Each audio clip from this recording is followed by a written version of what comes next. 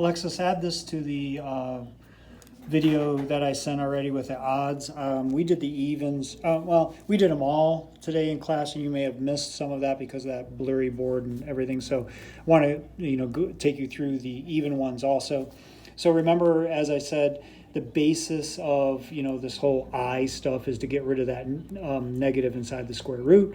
So I take the I out and I get rid of the negative. So now you're just dealing with the square root of 81. Square root of 81 is 9.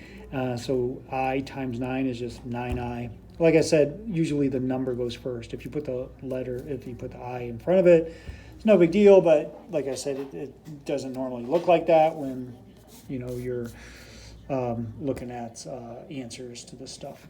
Okay, so this one. So you take the negative out, right? And so that taking the negative out makes an I on the outside.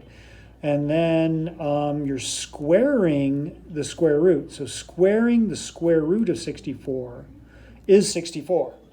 Okay, so if you take the square root, it's 8, and if you square that, because you're squaring it, you're back to 64. So that's kind of weird.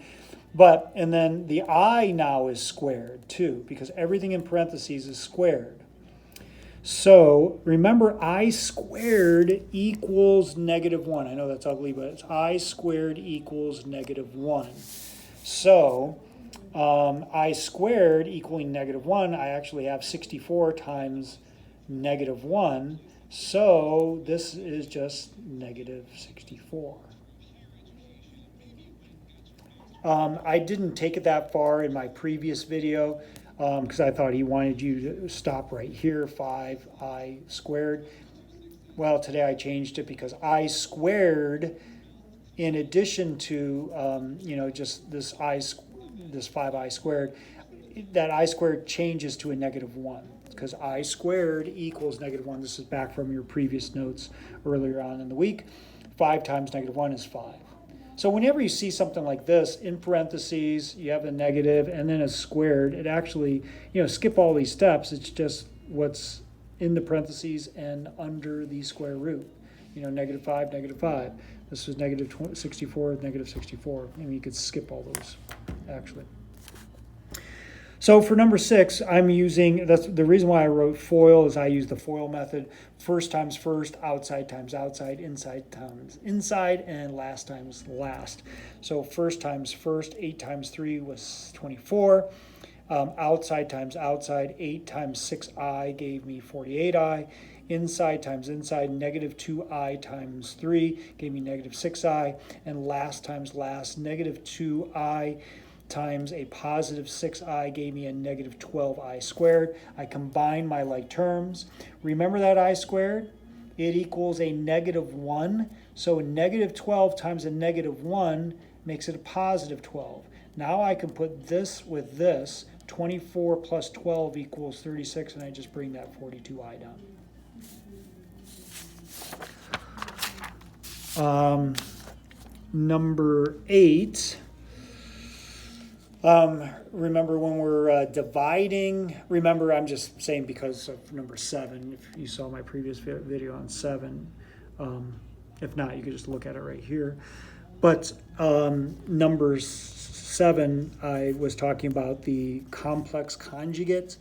You're going to multiply both the numerator and the denominator by what's called the complex conjugate. It's just the bottom, the denominator with the value changed from minus to positive, or if it was positive you change it to minus, so that they kind of cancel each other out. You'll see that I'll end up with a -84i plus 84i. They cancel out those i's. Anyways, what I'm doing here is the FOIL method, just like I did on number 6. And first times first, outside, inside, and then last times last. And I get 96 plus 56i plus 144i plus 84i squared. And then I did the same thing at the bottom. And so this equals this. I just combined like terms. I squared, remember, becomes a -1, so this became -84. These two canceled out in the denominator, and remember I squared is a -1, so this changes to a positive 49. So my answer is this. It's actually just this. You could just keep that as your answer. Okay, that 96 goes with that 84, and I still have that 200i, 96 minus 84. You could represent your answer this way or that way, but you don't need to pay attention to that. Okay, and number 10 ends up being this. All you're going to do is just put your i's together and your other numbers together. So when you put these together, like I have 5 minus 5, just get rid of the parentheses. This is minus, so I distributed the minus. So this becomes minus 5. This becomes a negative, and a negative becomes positive. So I have 4i. So 5 minus 5 is nothing. Then I put my i's together. I have a 2i and a 4i. That becomes 6i. And that's a pure imaginary, I think, is what we were calling it in class. And if you don't want to watch the other video, if you just want to watch this one, there's my number 9 worked out for you. Once again, the FOIL method, because this is just multiplying together. It's actually, half the work as the division problems are, because you're just going straight into the FOIL method.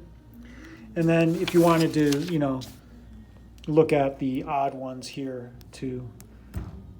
This one, once again, you just get rid of the parentheses. I put my i's together here, and that's why it ends up equaling just 5, because negative 2i plus 2i, they cancel each other out. 2 plus 3 is 5. Okay, hopefully that helped.